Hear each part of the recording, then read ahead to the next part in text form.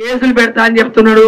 మన పార్టీలకు చేరిన వాళ్ళ ఇళ్లమైన పోయి పోలీస్ కేసులు అయితే మీరు భద్రంగా ఉండని బెదిరిస్తున్నాడు. అరుణమ్మ ఉన్నంత సేపు మీరు ఎవ్వరూ భయపడే అవసరం లేదని చెప్పి నేను ప్రతి కార్యకర్తని తెలియజేస్తున్నా.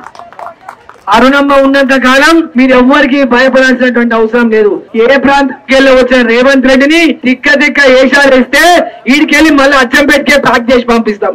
అది గుర్తు పెట్టుకున్నాను. ఇక ఓట్లేసినందుకు గౌరవించు. నేను ఓట్లేసినందుకే నువ్వు ముఖ్యమంత్రి అయినావు. ఇక మా ప్రాంతంలో నన్ను భయపడిస్తే భద్రం రేవంత్ రెడ్డి ఏ ఒక్కరి మీద నువ్వు చేసినా ఏ ఒక్కరి మీద కేసులు పెట్టినా ఈ ప్రాంతంలో ప్రజలు నిన్ను పొలిమేరలకు వెళ్ళి బయటికి పారగొడతారని చెప్పి నేను తెలియజేస్తా ఉన్నా. ప్రతి ఒక్కరు కూడా అక్కలు చెల్లెళ్ళు అన్నలు తమ్ముళ్ళు మరి మీ ప్రాంతం నుంచి ఉన్నటువంటి అరుణమ్మని ఓడగొట్టడానికి అన్ని కుయక్తులు వండుతున్నాడు, అన్ని కుట్రలు చేస్తున్నాడు.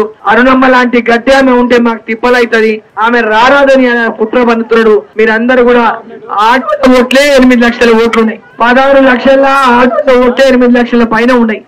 ఒక్క ఆడోళ్ళు ఓట్లేస్తేనే అరుణమ్మ గెలుస్తుంది. ఒక్క ఆడోళ్ళు ఓట్లేస్తేనే అరుణమ్మ గెలుస్తుంది. కాబట్టి నా అన్నలు తమ్ముళ్ళు పెద్దలు పిల్లలు అందరి అరుణమ్మ ఓటేస్తాం, నరేంద్ర మోదీ ఓటేస్తాం అంటున్నారు. మా అక్కలంతా ఏకమై ఓటేయండి. మీ అరుణమ్మని పార్లమెంట్ కు నరేంద్ర మోదీ తను మాట్లాడనీకే పంపించండి.